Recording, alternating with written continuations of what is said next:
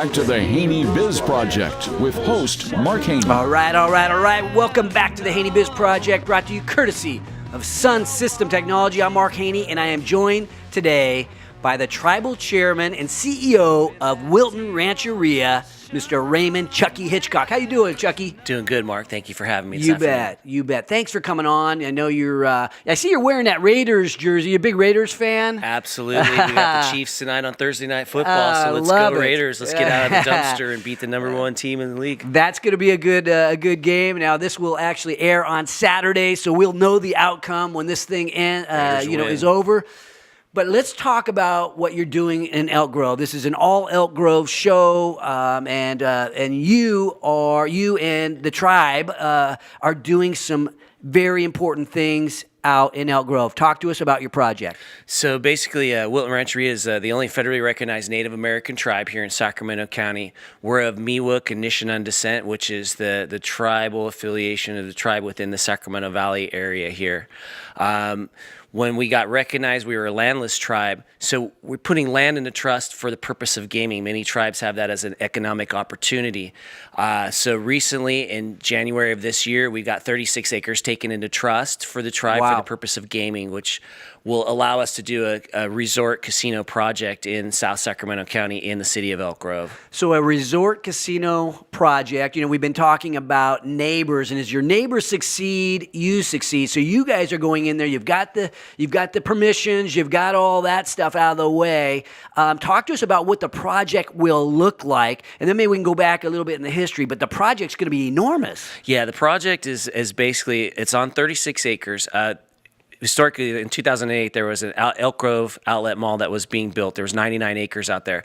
During the crash of 2008, it went defunct. There's structures out there that are just unoccupied. People call it the ghost mall. I call it Stonehenge. It's an ugly eyesore. It's a mark of the fall of 2008. We bought 36 acres from the Howard Hughes Corporation, and the 66 acres on the south portion will be developed in the outlet collection mall for Elk Grove. So they're going to do a smaller, downsized mall, not a regional mall, which was originally proposed in 2008. What we're doing on the north end in the 36 acres, we're doing 2,000 slots, 84 gaming tables, fine dining restaurants, a 30,000 square foot convention center, which is the second largest convention center in Sacramento County, a 12-story hotel with 302 rooms, spa, fitness, pool area, and some ancillary retail. So it's going to be a huge anchor tenant for that outlet mall. You bet. And it's right in the heart of Elk Grove. So it's a cutting edge, state-of-the-art type of project going right in the middle of Elk Grove. And you talked about some of the, people that are going to be around you, the other acreage that you guys have an interest in. I mean, what do you see happening around you as you guys come in as this big anchor tenant? What happens to the rest of the community that surrounds you? Well, first of all, it is not necessarily right in the heart of Elk Grove. It's on the southern end of the city limits of Elk Grove, and it's in the south, what's called the southeastern policy area. They call it the SEPA area. When they originally had planned for this regional mall in 2008, they had big plans for the commercial development for the south end of Elk Grove and basically Sacramento County.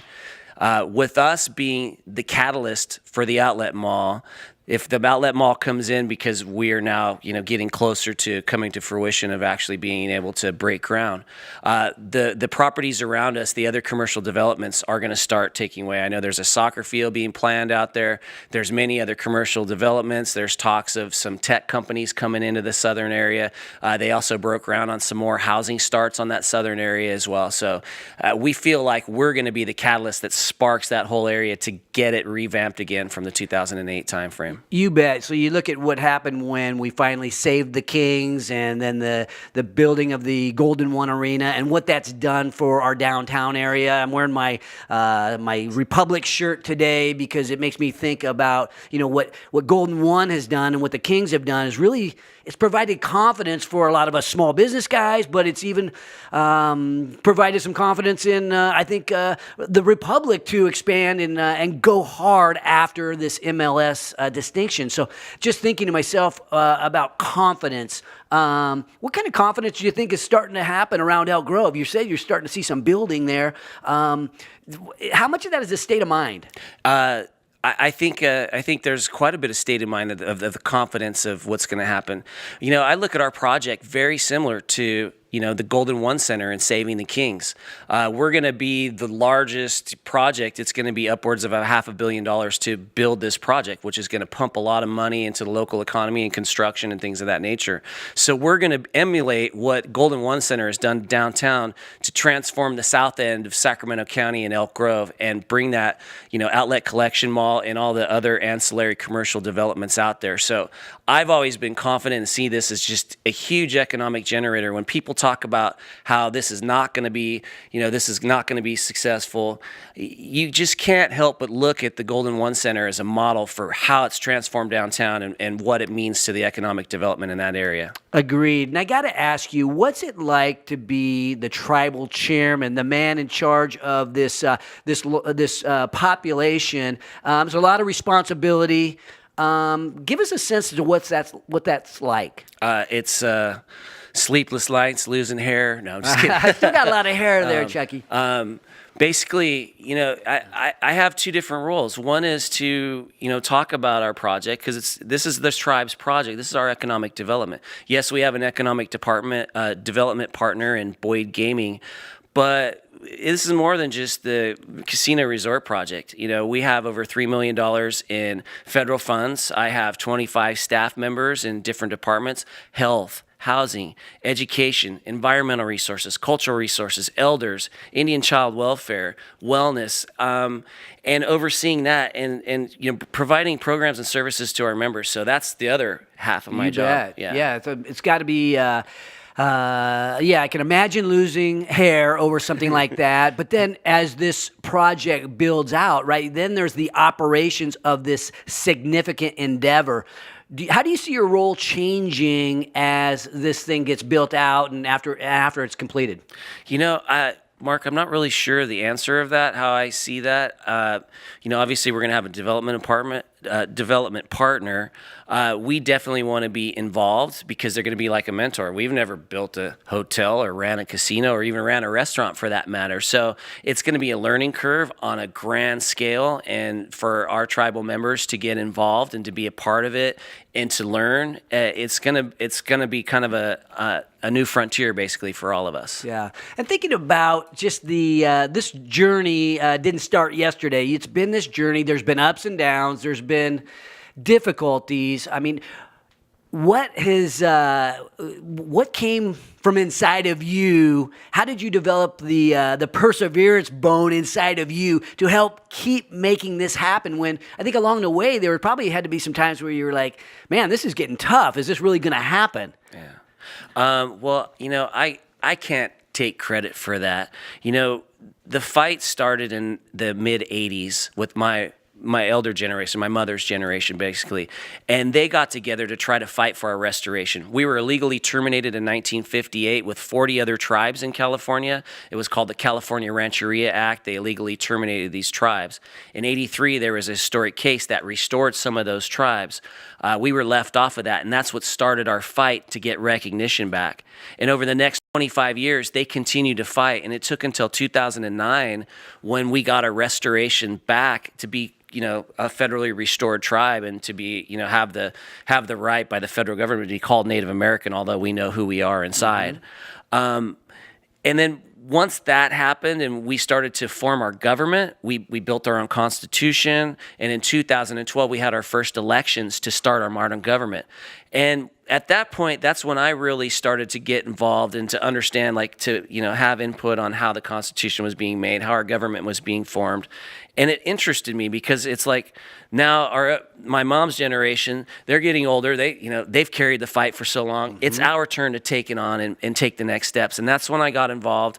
Because of my business background, I saw where we were going and all the opportunities we can bring to our tribal members. And that's just what kind of was the fire inside of me to go, this is so huge for our people that I have no choice but just to go for it and make it happen. It makes you think, startups, we deal with startups every day around here, and this is one of those startups where you're you're forming a government, if you will. And I know when we start a business, we have to form that decision-making set of bodies and the structures. And once those are some of the most important decisions that we make as startups. Obviously, when we founded America, we made some great decisions. They weren't perfect, as we know, but we've become the best country in the world, in my opinion. But those decisions that you have to get right at the beginning, what were the most important decisions you had to get right here at the beginning of your government? Well, actually forming the government, because the tribe is a federal sovereign entity, just like the state of California, the city of Rockland, or things of that nature. Our Constitution was made in a way that has like an executive branch, a legislative branch, a tribal court, and a general council. Now, it's a little more complicated than that, and each tribe has its right to make it, different. But ours, we did it in a modern way that really gives a lot of abilities to have checks and balances, similar to the United States Constitution, although it's completely different. But it has those similar abilities, and working together with a number of folks to create a strong Constitution that's now given us this structure of government that's allowing us to make our own laws and programs and departments and things of that nature. So seeing that happen and come to fruition, that's been the exciting part of this whole process. And, we only have a minute or so left. Just thinking about the next steps, what can we as customers, as people who are concerned about Elk Grove, love our Sacramento region, what can we expect to see moving forward? Well, what we'd like to see, this is me being optimistic, as I'm always the one who's probably getting in trouble for saying things. I want to see a shovel on the ground next spring or next summer.